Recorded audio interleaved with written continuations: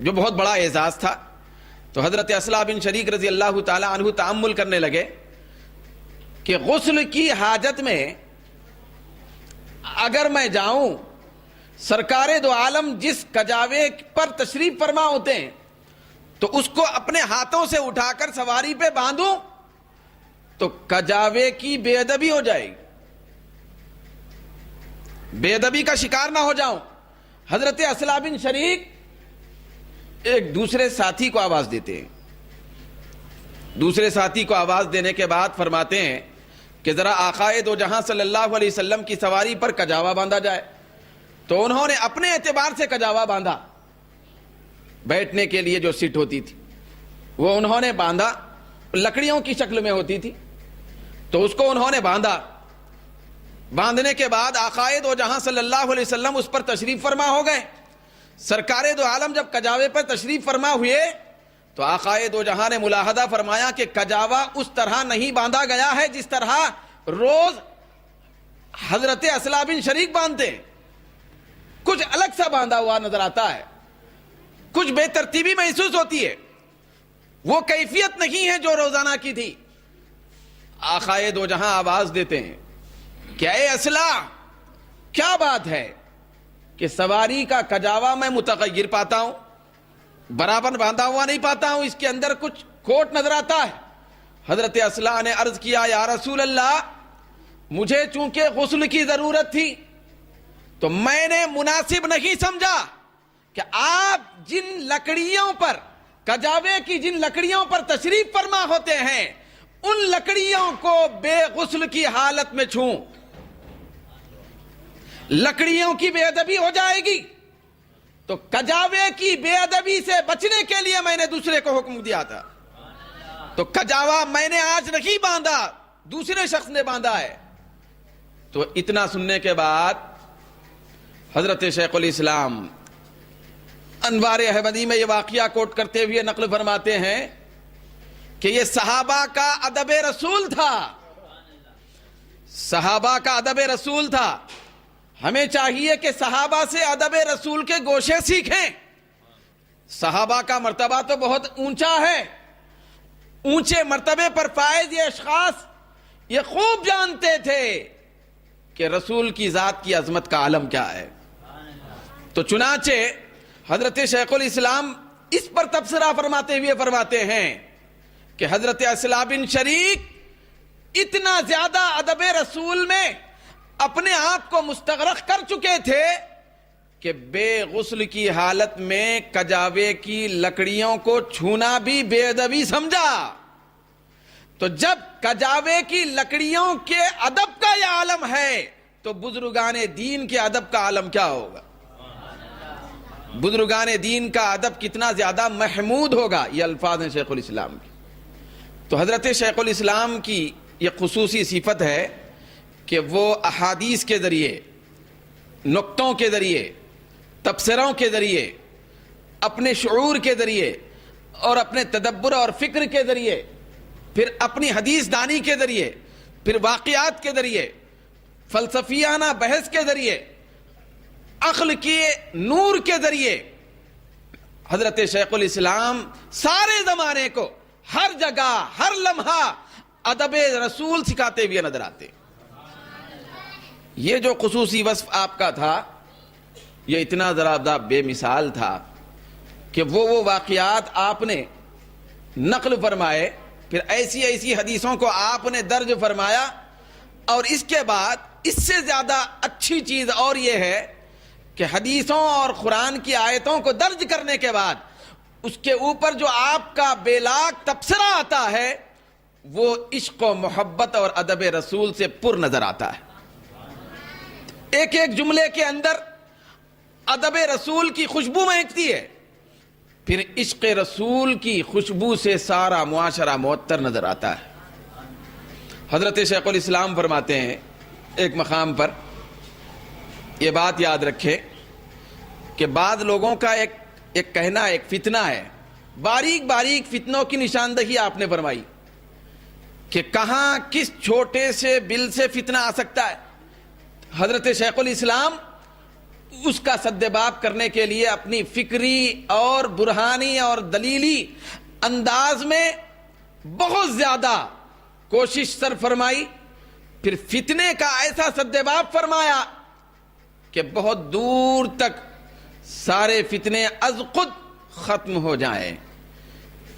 فتنہ جو ہوتا ہے، عقیدہ جو ہوتا ہے، یہ بات یاد رکھیں کہ عقیدہ یہ عمل کا نام نہیں ہے بھئی، عقیدہ کرنے کا نام نہیں ہے، عقیدہ ذہن میں رکھنے کا نام ہے۔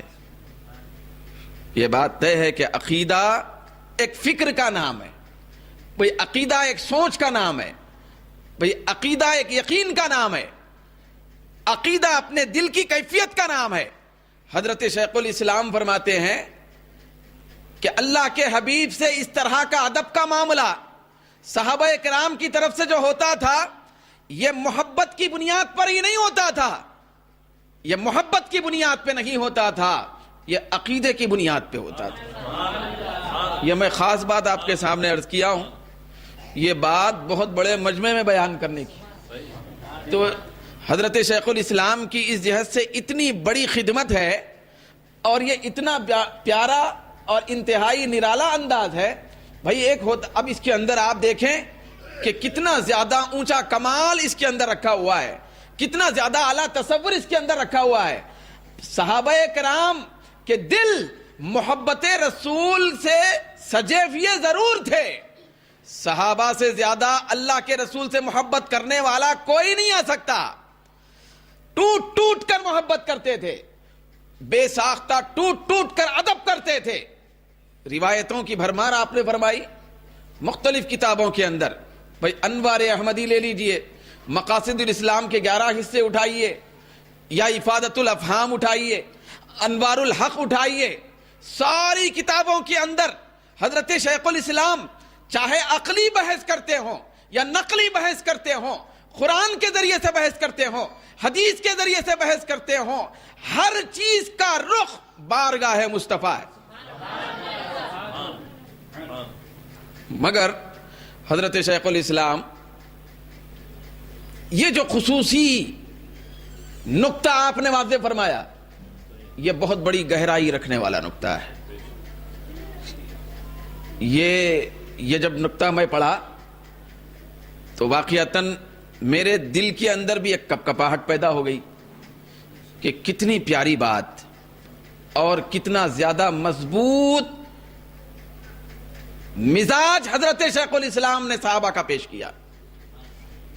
یاد رکھیں کیا جملہ ہے وہ کہ صحابہ کرام اللہ کے رسول کے ساتھ جو وابستگی رکھتے تھے جس انداز کی، دیوانہ وار انداز میں، تو وہ محبت کی بنیاد پر نہیں، عقیدے کی بنیاد پر۔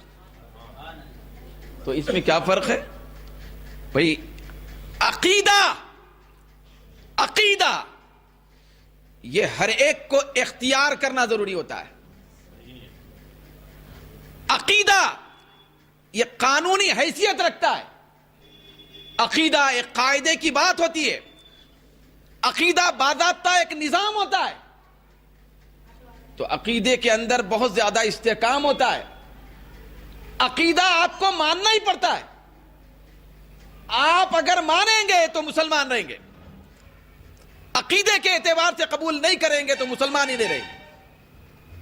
جیسے مثال کے طور پر حضرت شیخ الاسلام نے فرمایا کہ ایک ہوتی ہے محبت،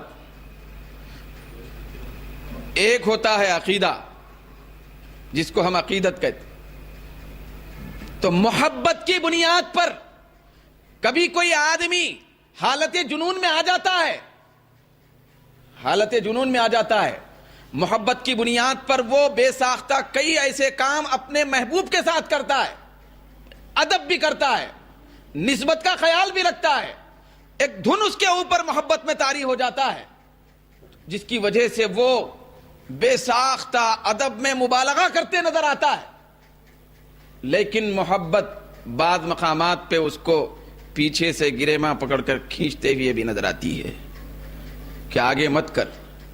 چنانچہ حضرت شیخ الاسلام نے مثال بیان فرمائی کہ ایک مرتبہ حضرت عبداللہ بن زبیر رضی اللہ تعالیٰ عنہ بارگاہ رسالت میں حاضر ہوئے تو آقائے دو جہاں صلی اللہ علیہ وسلم اس وقت پچنا لگا کر اپنا خون مبارک ایک مقام پہ رکھے تھے، ایک شیشی اور باٹل میں پچنا لگا کر. پچنے کا مراد وہ جو حجامہ کیمپ آج بھی لگ رہے کہ اندر سے رگ کے ذریعے سے خون نکالا جاتا ہے، تو وہ بہت بڑی صحت کی علامت ہے، ایک قسم کا علاج ہے، تو اس کی بہت بڑی فضیلت. تو پچنا لگوا کر سرکار دو عالم نے اپنا خون مبارک ایک باٹل میں رکھا تھا. تو اتنے میں حضرت عبداللہ بن زبیر پہنچے، حاضر ہوئے، تو سرکار دو عالم نے فرمایا کہ اے عبداللہ بن زبیر، یہ میرا خون ہے، تم اس کو لے جاؤ اور ایسے مقام پہ ڈال کے آؤ جہاں پہ کسی کی نظر نہ پڑے، جہاں کوئی دیکھ نہ سکے. حضرت عبداللہ بن زبیر خون مبارک کا وہ باٹل لیے، باہر نکلے، باہر نکل کے سارا خون پیے اور حاضر ہو گئے. سارا خون پیے اور حاضر ہو گئے. سرکار دو عالم نے پوچھا کہ اے عبداللہ، خون کہاں ڈال کے آئے؟ تو حضرت عبداللہ نے عرض کیا، یا رسول اللہ، آپ کے ارشاد کے مطابق ایسے مقام پہ ڈالا ہوں جہاں پہ کسی کی نظر نہ پڑے، تو ایسے مقام پہ ڈال کے آیا ہوں. سرکار دو عالم نے فرمایا، شاید تم نے خون پی لیا ہے، شاید تم نے خون پی لیا ہے. حضرت عبداللہ بن زبیر نے فرمایا، ہاں یا رسول اللہ. تو اب روایت میں آتا ہے آقائے دو جہاں صلی اللہ علیہ وسلم نے اس کے بعد ارشاد ہی نہیں فرمایا کہ اے عبداللہ، تم نے میرا خون کیوں پی لیا، جبکہ قرآن میں خون کو حرام بولا گیا، حرام بولا گیا. خون آپ نے کیوں پیا؟ نہ حضور نے انکار کیا، نہ ناراضگی ظاہر فرمائی، نہ کوئی اور حضور کے تیور بدلتے ہوئے نظر آئے. حضور نے خاموشی اختیار فرمائی، خاموشی اختیار کر کے حضور نے مہر لگا دی، ساری دنیا کے انسانوں کا خون حرام ہے، مصطفیٰ کا خون خیر و برکت کی چیز ہے.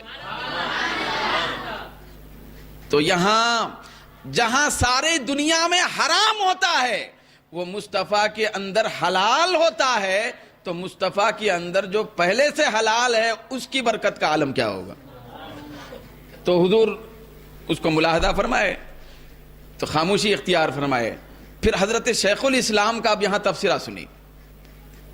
وہ جو بات میں عرض کر رہا تھا کہ حضرت شیخ الاسلام صحابہ کے ان معمولات کو محبت سے جوڑنے کے بجائے، حالانکہ محبت پہ بحث بھی فرماتے ہیں، صحابہ کرام سے زیادہ محبت کرنے والا تو کوئی نہیں تھا.